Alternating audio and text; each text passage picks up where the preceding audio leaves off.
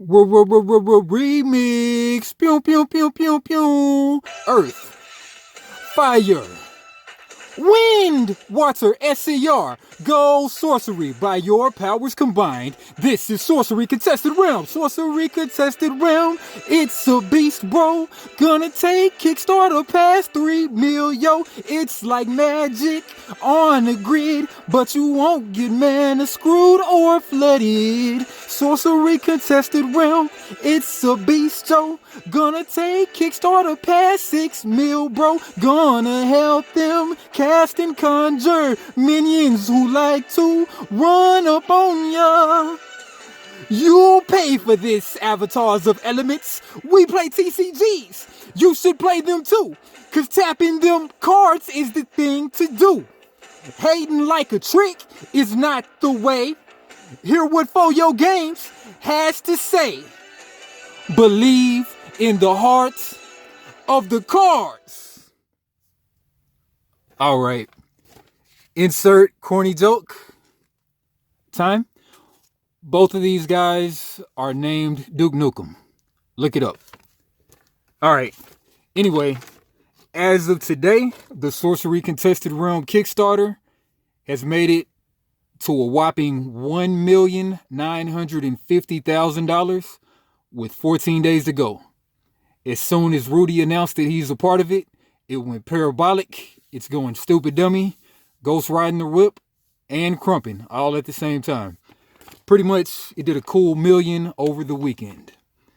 And so pretty much the first set is going to have over 400 cards. It has 2 expansions already being worked on or completed, one of the 2. And they're going to drop 1 new set a year. So it's going to be way easier on the pockets than other comparable games. So pretty much the game seems to have a very bright future ahead of it. And as I promised, here goes the complete, official, comprehensive how to play. And not official, but if you're asking me, it's pretty official. All right, here we go. To win, you have to be the last avatar standing. The game is played on a 5x4 grid, and you will start the game by putting your avatar on the square that is closest to you, the middle square that's closest to you. Okay. To be the last avatar standing, you have to put your opponent at death's door by taking them to 0 life left. And as you see, the avatars, they start with 20 life. At least these ones do. 20 life in the top left corner. Now, these avatars, they have 1 attack, 1 defense. So they will hit the other guy for 1, and then it takes, pretty much they hit the other guy for 1 attack. Okay. This particular avatar right here, the avatar of water, it has tap. Tapping is turning a card 90 degrees. Whenever the card calls to untap, you will put it back straight vertically aligned. Okay, now this card has the tap ability, play or draw a sight. Okay, now in the game, you've got your Atlas deck, which is composed of all sights, nothing but sights, at least 20 sights. Can be more, but at least 20 sights. Sights provide you with mana. Most sights have an elemental threshold, which is this symbol right here, but we'll get into that later. Now, we've also got a spellbook deck, which is comprised of at least 40 cards. Can be more, but these cards, they are spells and minions. Spells and minions in this deck. Maybe some relics. Just pretty much anything that's not a sight can be in this deck. Okay. Now, pretty much going into finish reading an avatar. You may move to water sites you play. And the site you are on is also a water site. Okay, that's pretty much what this avatar of water does. Okay. Now, going down the list. Once you bring an opponent to 0 life, the opposing avatar to 0 life, then they become immune to damage till the end of their turn. Till the end of the turn. Okay, 1 more damage kills them, but they can't gain life after being at death's door. Okay, now the other way to win the game is when the opponent tries to draw a card from an empty deck. So if either deck is depleted and you try to draw a card, you will actually lose the game at that point. Okay, now there are 4 types of magic, 4 types of elements in the game. We've got earth, fire, water, and wind. So earth and wind, they have a slash in them, and fire is a red triangle, water is a blue triangle. Okay. Now, in many of the sites, as I said, they provide an elemental threshold. We'll get into that in a second.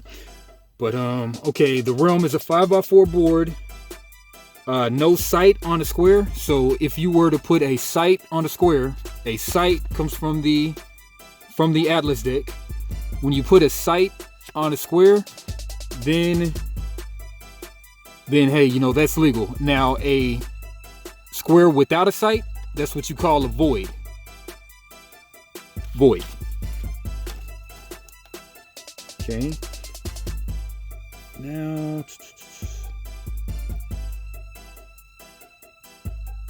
at the start of your turn, you're going to draw a card from either deck. The Atlas with the sights, or the spell book with everything else. The sights and the spells, they share the same discard pile. And the discard pile is open for any player to look through, always. It's open information. And there is no max hand size.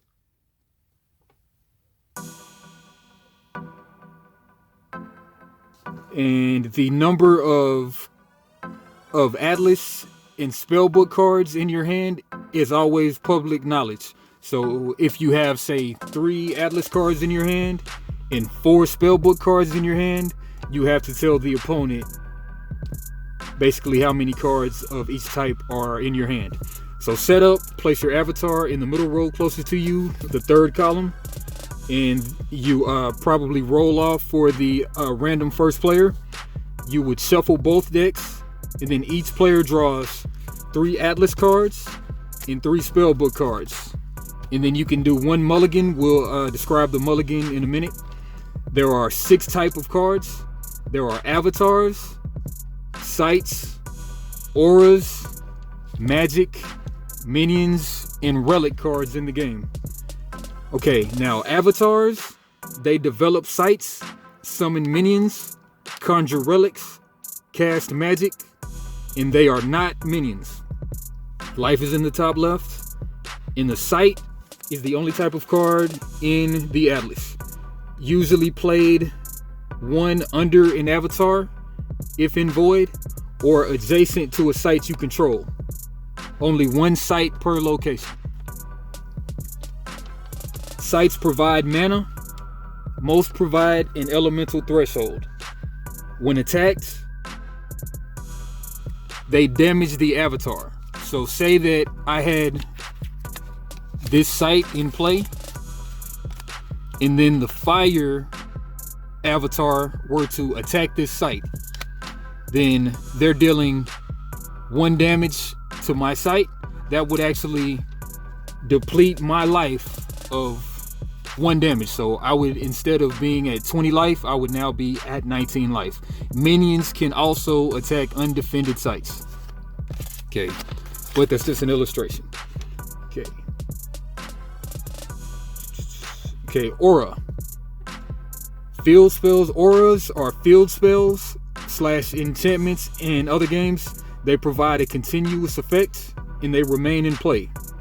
Now, magic, those are basically sorceries in other games' terms. They never enter the battlefield, and there are also instants which are called quick type cards in this game. They all go to the discard as soon as you play them. They resolve their effects, then they go to the discard. Okay. Minions, they have summoning sickness. So let's show an example of a minion.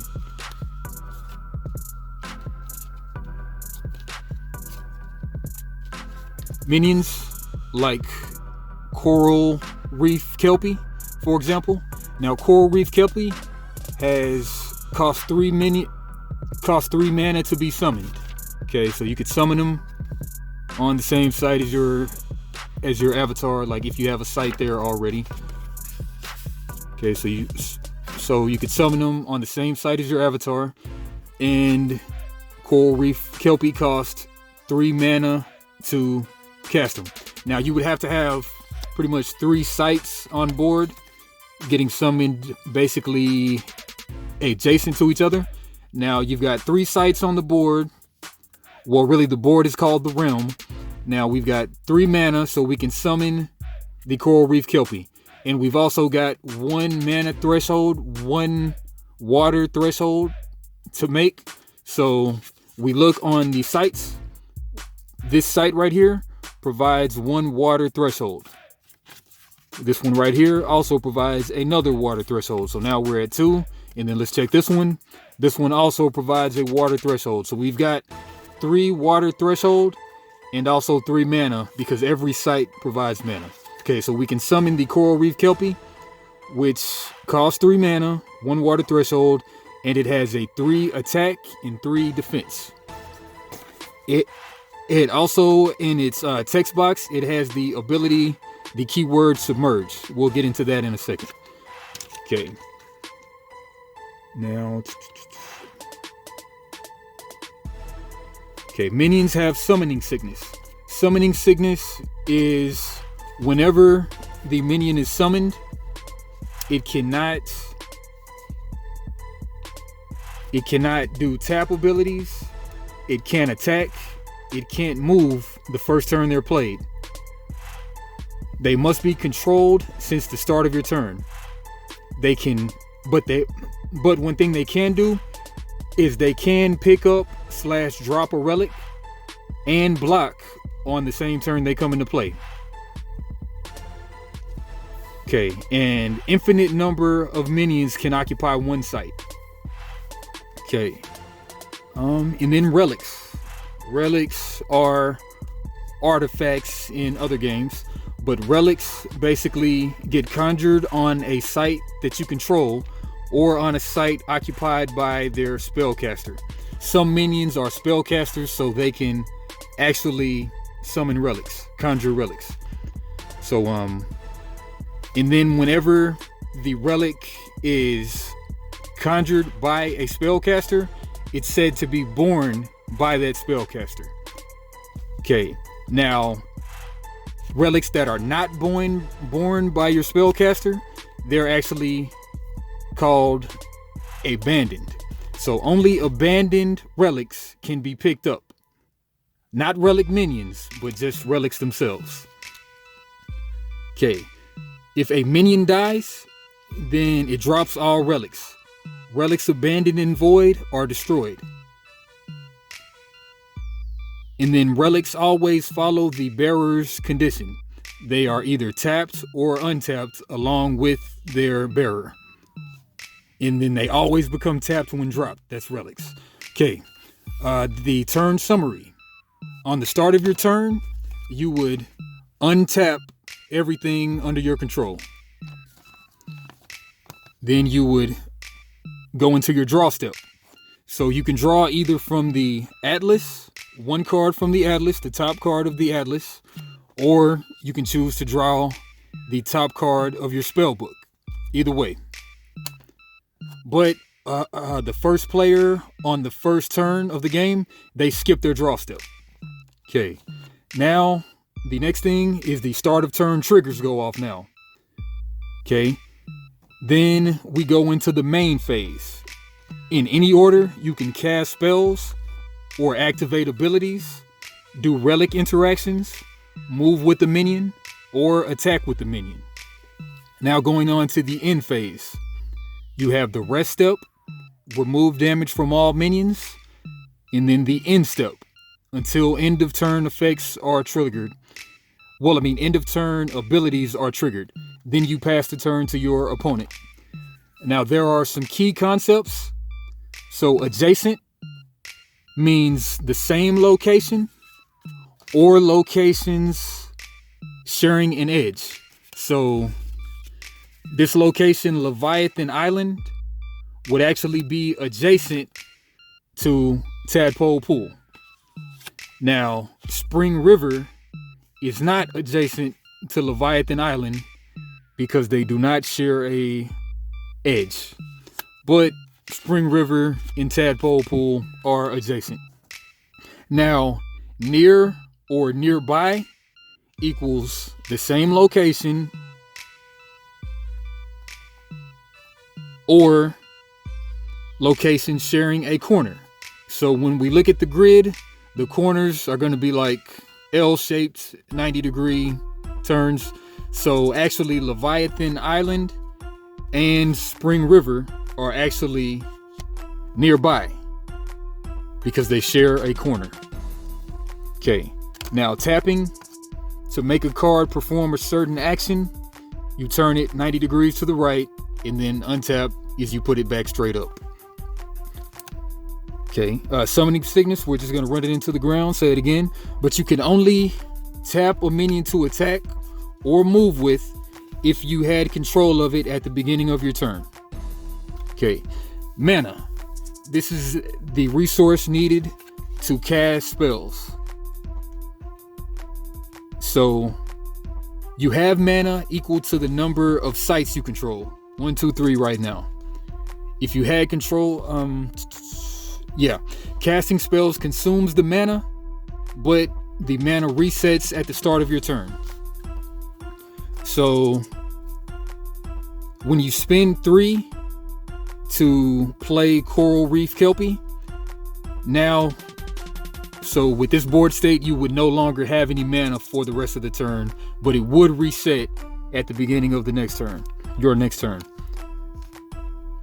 Okay, now Elemental Threshold must have the elemental symbols on their sites equal to or greater than the threshold on the spell or ability. Now, Tadpole Pool actually has a 3 water elemental threshold. Genesis is a word that means once this card is played into the realm, aka battlefield, summon 3 0 power frog tokens here. These are tokens, the mini size cards. We'll go into those later.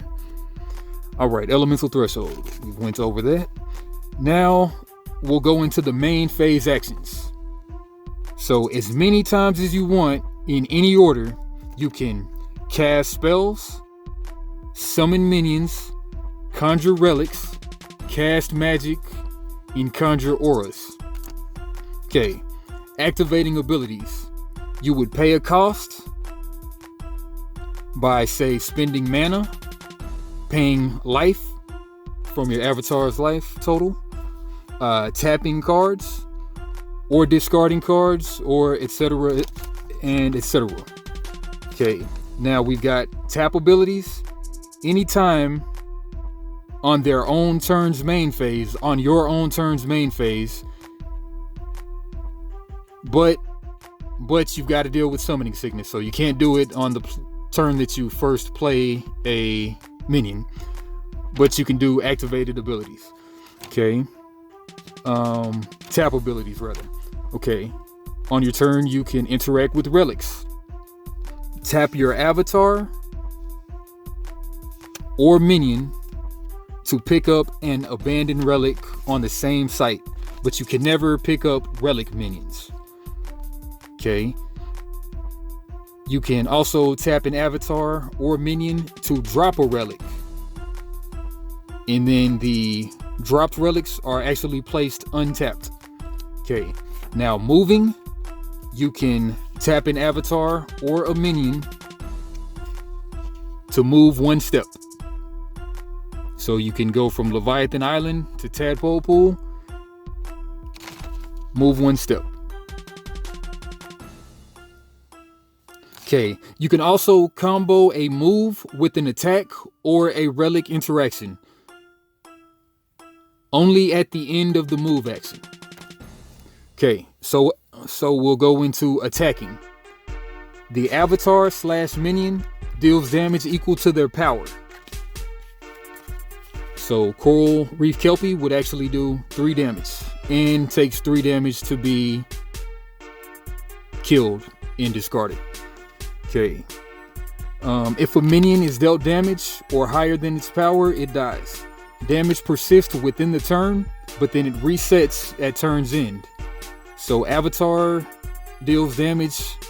So the Avatar's dealt damage that persists throughout the whole game. So like if it takes 3 damage, it's gonna pretty much be at 17 damage for the rest of the game, unless it gets healed somehow. Okay, damage is dealt simultaneously between attacker and defender. So you can also attack undefended sites with no avatar or minion there. That means that it is undefended site. This is dealt as indirect damage to your opponent's avatar. So if you ever attack a site, then the damage is going to go to your opponent's avatar. Okay, now blocking as a reaction. At any point during any player's main phase, you may tap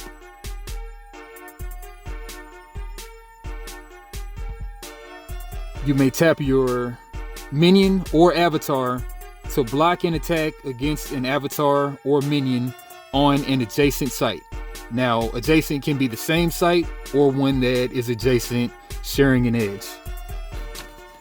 Okay, if blocker is not on the same site as attacked minion, it moves to that site, then blocks. So if you were adjacent and say this avatar is attacking this avatar, the Coral Reef Kelpie could actually block by coming to this site where the attacker is and blocking the damage that the other avatar would be dealing.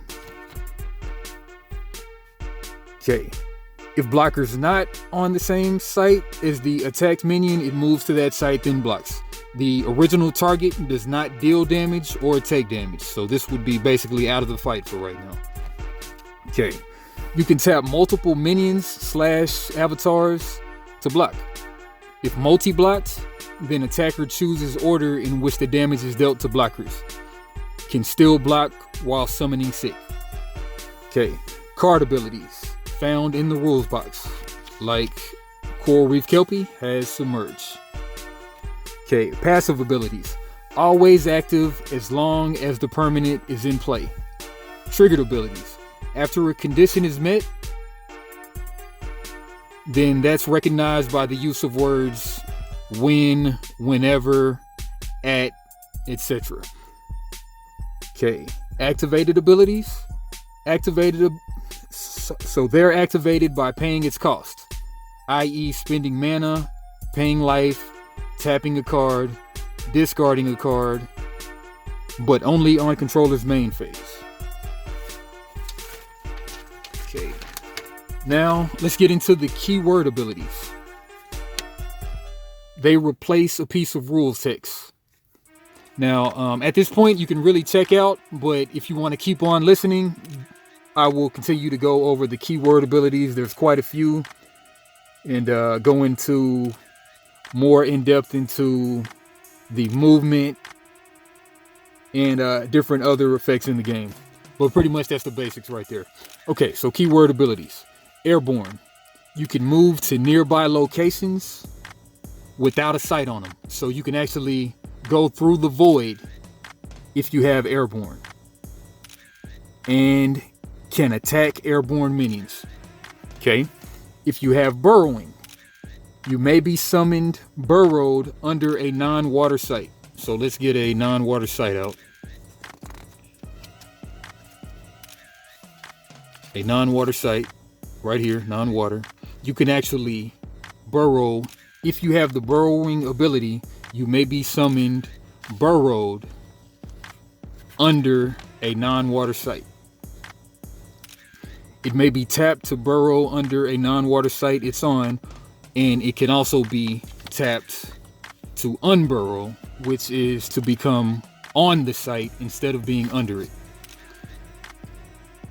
Okay, and to attack and block an attack, and you can interact with burrowed relics if you're burrowed.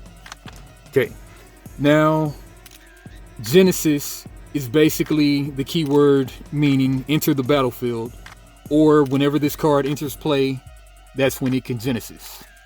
For example, the Tadpole Pool, if you have 3 water threshold, you can Genesis, summon 3 0 power frog tokens here.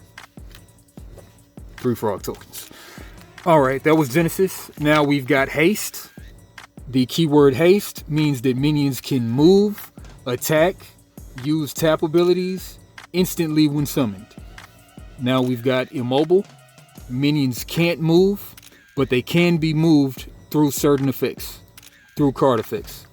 Okay, the keyword Indestructible. Can't be destroyed, but can be sacrificed or removed through certain card effects.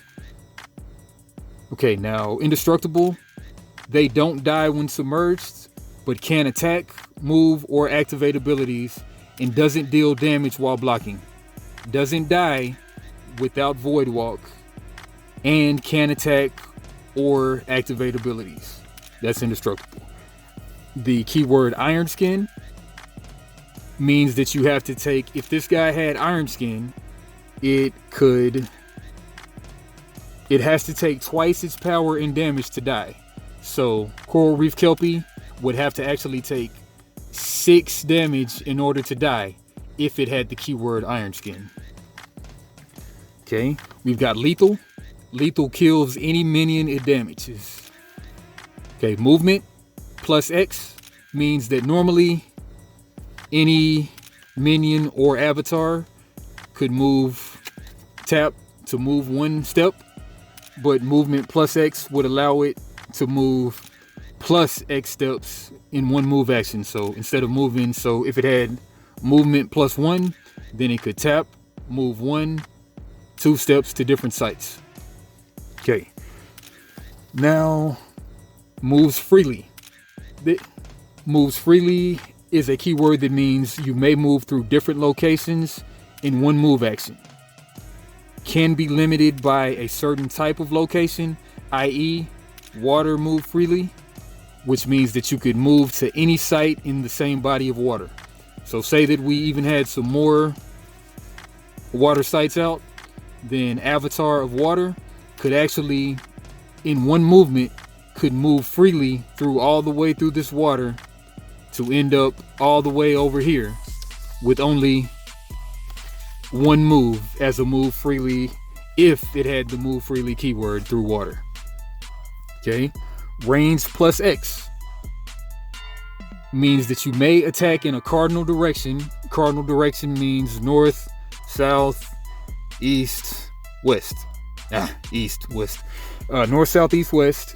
And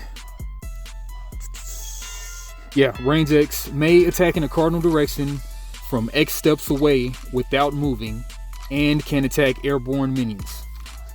Ranged minions can't attack over the void, but may still do regular attacks, but they cannot move and then perform a ranged attack. And they do not deal damage when being attacked by a ranged attack. Minions can block a ranged attack, but don't deal damage to the attacker. Yeah, so pretty much that's range X. Spellcaster is avatars are always spellcasters. Now, some minions are also spellcasters, meaning that they can cast spells from that minion or avatar. A player must declare which spellcaster is casting if there are multiple casters in play. Okay, splash damage. Splash damage damages everything above ground on the same site. Damage is not dealt to the site though. Just everything else. The minion doesn't deal damage to itself if it's the one dealing the splash damage. If attacking an undefended site, the splash damage deals damage as if it didn't have splash damage. So sites don't take the splash damage. Okay. The stealth keyword. Stealth means that minions can't be attacked by opponent's cards or attacked. This minion loses stealth if it attacks, blocks, or deals damage, or activates an ability. Stealth. The submerge. Submerge, like Coral Reef Kelpie, actually has submerge. So, submerge may be summoned submerged under a water site, i.e. right there, summoned under a water site. May be tapped to submerge or summon or surface to attack and block. So if this were even submerged and then somebody on top of the water were trying to attack the site, say, or something else, then this Coral Reef Kelpie could actually tap to surface and then block that attack. Or it can do it to attack itself and deals damage. Yeah. And can still move and pick up relics. Okay, we're still on stealth. But if you're still stealthy, you can still move and pick up relics without losing stealth. And its controller can target it with spells and abilities. Back to the submerge, my bad. Okay, it can interact with submerged relics. The Coral Reef Kelpie, if submerged, it can still react with and pick up relics without, yeah, okay, but may be tapped to move to adjacent water site or attack a submerged minion under the same site. Okay, that's submerged. Void Walk. Void Walk. Now, this is the void. Anything without a site on it is the void. So saying that this guy had Void Walk, you could actually tap it to move to the void. May be summoned to any location in the void, and the void doesn't kill it. It can be moved into the void. Can interact with a submerged relics. It may be tapped to move to an adjacent water site or attack submerged minion under the same site. Okay. I'm going back to the water, my bad. But Void Walk is basically you can be in the void and not die. Most of the time when you're in the void, you would die. But okay, X immunity to X. Can't be targeted or damaged by X. That's X immunity to X. Okay, element / X bound.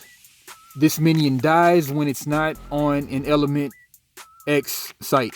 So i.e., if something has earthbound, then it dies when it's actually not on an earth site. So say that this guy had earthbound, it would die if it were to land on a water site, a fire site, or a wind site. It's got to be bound to earth sites. Okay, now some other words that are lesser used keywords. There is altered. Okay, so can't be altered means its types, subtypes, and effects can't be changed, but can be moved or destroyed. Okay, a body of water is like right here. Everything here is one body of water. Now say that we put another water site over here. That's a whole separate body of water because all of these water sites are adjacent. That's one complete body of water. The same goes for a span of earth with adjacent earth sites. Say there were earth sites, that's a span of earth. Okay. Owner is who brought the cards to the game. The controller is your minion or site. Now, the controller, like if ever a card says your minion or your site, then the controller can actually be changed due to card effects. Now, the damage grid. Let's pick out an example of the damage grid. Okay, right here. The damage grid. Right here with this grid right here. Okay, the damage grid. Not necessarily dealing with splash damage. Can also be targeting damage, but it's often splash damage. Okay, back to the taking control. Okay, when you take control of a card, you would turn it 180 degrees towards you. So say that the fire avatar player took control of my Coral Reef Kelpie. They would basically turn the Coral Reef Kelpie 180 degrees, and then now they have control of the card. It would be coming towards my way. Okay, yep. Then back to the damage grid. Okay, minions in void, burrowed, or submerged are protected from the area of effects, splash and targeted damage. So if you're in the void, burrowed, or submerged, you're protected from this grid of damage grid. Okay, forcible movement. Doesn't tap the minion, and there's a different flavor wording. They could be called carrying a minion, dragging, shipping, pushing, pulling, etc. That all means that they're being forcibly moved. They don't actually go through all of the sites. They would actually be teleported to the site. Say that it were here, then it would be teleported if any of those words were to be used. So they don't deal with the different side effects that they would have to go through. Okay. Now, group movement. That happens all at once. If combat is initiated, then the attacking minion's controller chooses order that combat resolves. Okay. Site movement. When sites move, all cards over or under it move with it. And of course, there can only be one site per location. Okay, if the site is destroyed, cards on top of it or under it are now in the void and are destroyed unless they have void walk or indestructible. Okay, the keyword traverse is to be summoned to or enter. Some minions can't enter certain sites. Now, Mulligan. At the start of the game, after drawing your initial hand, the first player may shuffle their entire hand back into their decks. Now, draw 3 new Atlas cards and 3 new spell cards. If the first player mulligans, then player 2 can look at the top card of their spell book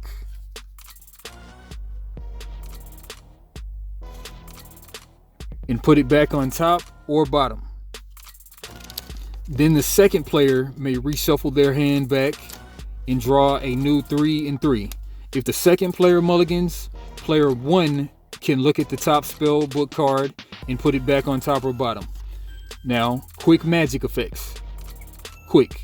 You can cast spells or activate abilities on opponent's main phase in response. Response is resolved first, then afterwards, the first action is resolved, if possible. You can cast multiple quick spells and quick abilities. Range of effects. If a card doesn't mention a range, then it has global effects. Reaches the entire realm, aka the board.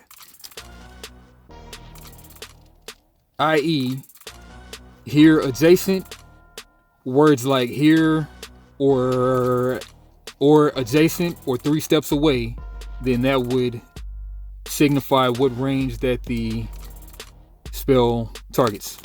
Response if resolves first, then afterwards, first action is resolved if possible, and you can cast multiple quick spells or responses. Okay, sacrifice. Sacrifice is when you purposely or forcefully remove something from play to the discard pile. Okay, indestructible cards can also be sacrificed. Now, stronger equals more power than, weaker equals less power than. Tokens, the mini size cards, they're never a part of your deck. They can never be part of your deck, and they can never go to your hand or discard pile. Now instead of being going to the discard pile, they're actually removed from the game instead. So they just go away into exile. Now, transformed cards, they cease to be transformed when they leave play. The Void is a location without a site on it. Minions die. Relics destroyed on Void without Void Walk. They become destroyed on the Void unless they have Void Walk. And you can't attack or be attacked in the Void. You can't be targeted or affected by enemy spells or abilities, and splash damage does not affect the Void. Okay, so if your avatar ends up in the Void, then you would actually move them to the nearest site. And if they're equally spaced out, the sites, then the controller chooses where to move them to. Okay. Yes. Burrowed. So if something is burrowed into the earth, or burrowed into anything that's not water, then minions without burrowing can't perform any actions. If site becomes a water site, then burrowed minions are now submerged. Okay. Submerged minions without submerged die. And if a site ceases to be a water site, submerged minions there are placed onto the site. Okay, now we'll get into deck building and formats. So constructed format is when each player's spellbook consists of at least 40 cards in the spellbook and at least 20 sites in the Atlas deck. But they can be more, but as long as you can shuffle with 2 hands, then that's a legal deck.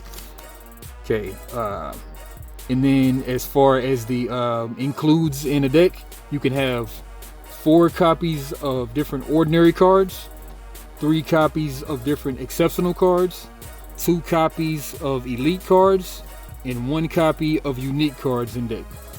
Now avatars, they don't count towards the Atlas or the spellbook deck count. Now the multiplayer format is same as 1v1 format, but you play on a 6x6 grid. And the first player also draws a card on their first turn. Now the free-for-all format, 1v1v1v1, is each player's avatar starts in the middle bottom location closest to them. And then there is also a team contest, 2v2 format, where players on the same team may play cards on their teammates' sites, and their minions are considered allied. And then there's a booster draft format, which is self-explanatory. And that pretty much is the whole game. I would say go to Kickstarter, back Sorcery Contested Realm, because it's kind of like a big deal. And any questions, leave them in the comments. Boyo Games. Peace.